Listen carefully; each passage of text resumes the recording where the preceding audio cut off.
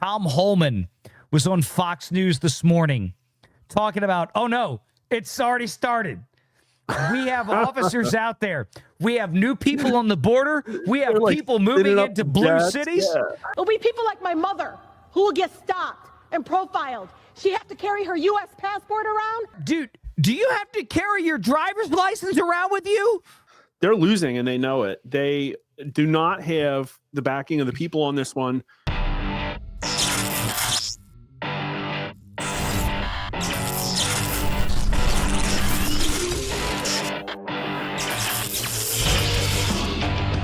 Renegade Online.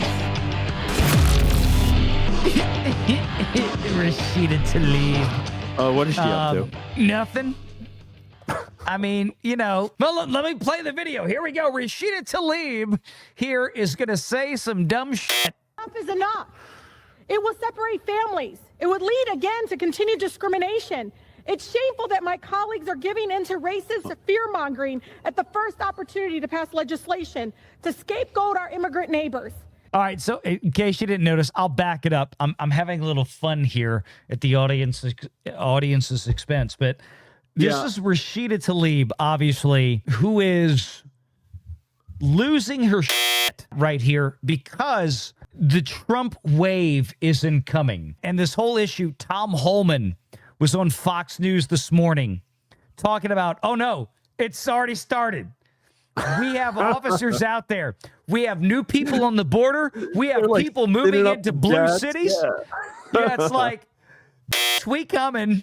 This isn't going to happen. And it's this whole issue of all of these, like all these city council members, all of these American mayors, these governors, people, you know, in California, especially Chicago, whatever else, because, oh, we have plans to keep people out. We're not going to let the Trump people in. Let me tell you what. We have sat here as American people and been lied to for 4 years about what a quote-unquote insurrection is. If you are out there as a mayor, a city councilman, a governor, or whatever, and your plan is to keep the federal government from enforcing immigration laws, like if your plan is to keep the INS or ICE or whatever else out there from coming in and rounding up criminal illegal aliens. Sounds like seditious conspiracy. Exactly, like Mark. Obstruction of justice. That's it. You are the actual insurrectionists, and your asses are about to be grasses.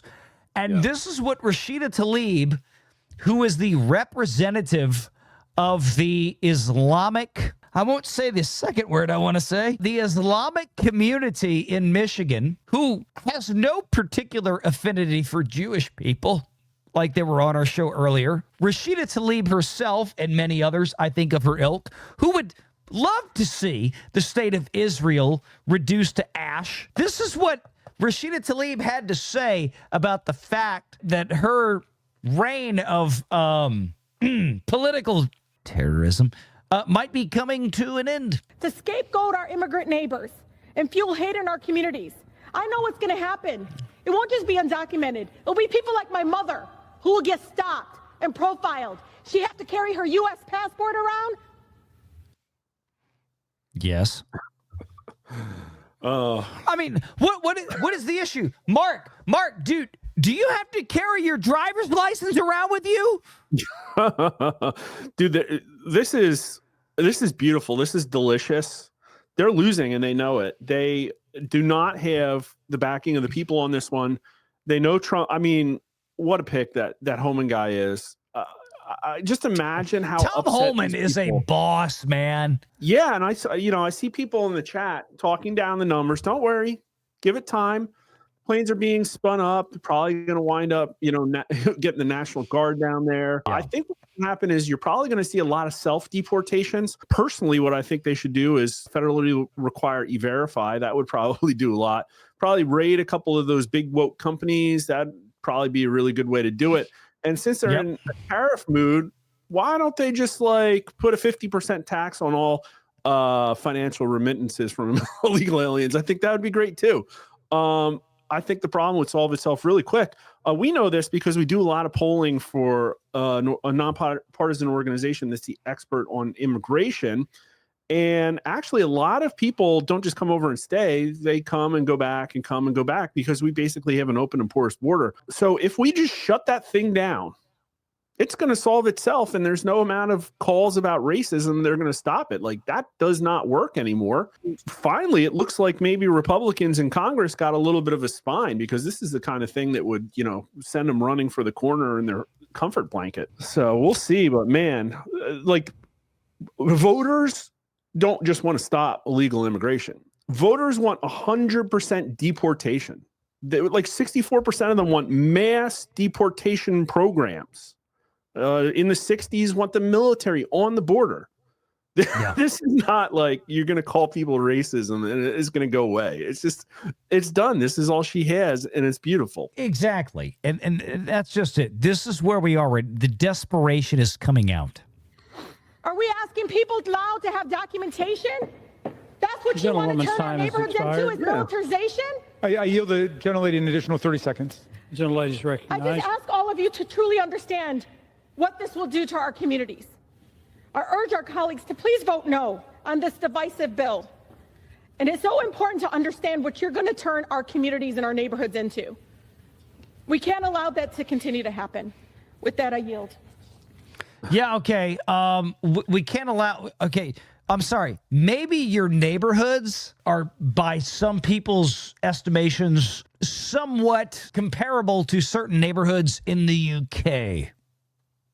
I'm trying to be diplomatic, Mark. I'm really trying to be diplomatic. Don't I know. I know. I wouldn't want a British police officer to show up on my front door because Keir Starmer, who is an absolute British piece of dog shit and a joke as a prime minister. Britain is a joke. I don't think the British people are jokes at all.